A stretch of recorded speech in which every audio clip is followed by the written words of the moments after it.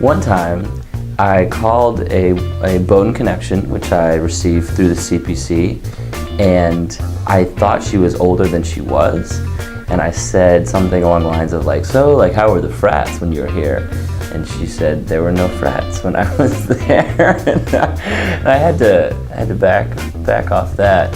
I didn't get the job, so. I made a pretty big mistake while I was interviewing for actually one of my dream jobs. I didn't prepare enough. I knew what was going on in the current season, but I hadn't looked at what was going on in the runway for next season.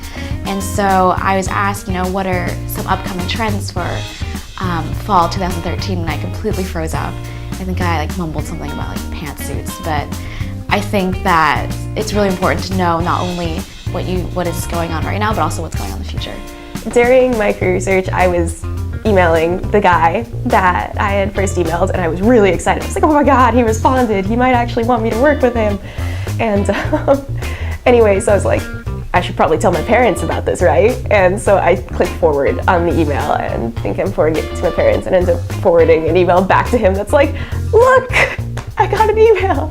And he was really kind about it, and I explained the whole thing. I figured honesty was probably the best policy. And I was like, I'm sorry, I'm really excited to be in contact with you. And he thought it was no trouble. But yeah, I would definitely say be careful with the buttons that you're pushing.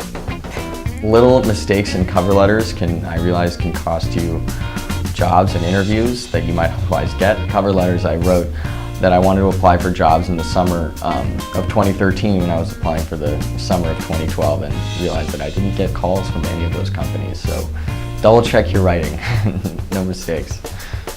I accidentally sent an email addressed to one person to an entirely different person. And it was lucky because the person I sent it to I was on a pretty casual, less formal than most networking connections. So he just emailed me back saying, this is wrong. And I just apologized profusely. Part of my interview with the mentor group was a dinner with the president of the company. It was just us two, one-on-one at this very fancy place in Back Bay.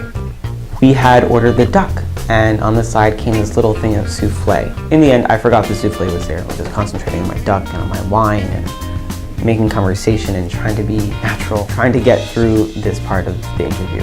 Well, it turns out, when reaching across the table, I had dipped the cuff of my jacket into the souffle and was painting the entire table, myself, the tablecloth, my napkin, everything with souffle, and didn't realize it until the kind waiter cleared the table, exposing the mess I had made all over the white linen, which was extremely embarrassing at this very expensive restaurant where it was just us two in the dining room, and I was being tested on how I could conduct myself.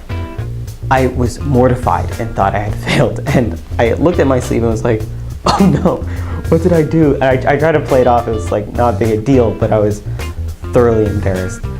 The president just laughed, and I thought that was the end, that I had just lost the job. But I got an offer, and something in either the way I handled the disaster, or maybe because I was fun to laugh at, or something else about me was enough to really clinch the job. So it was thoroughly embarrassing, but you can mess up and still win it.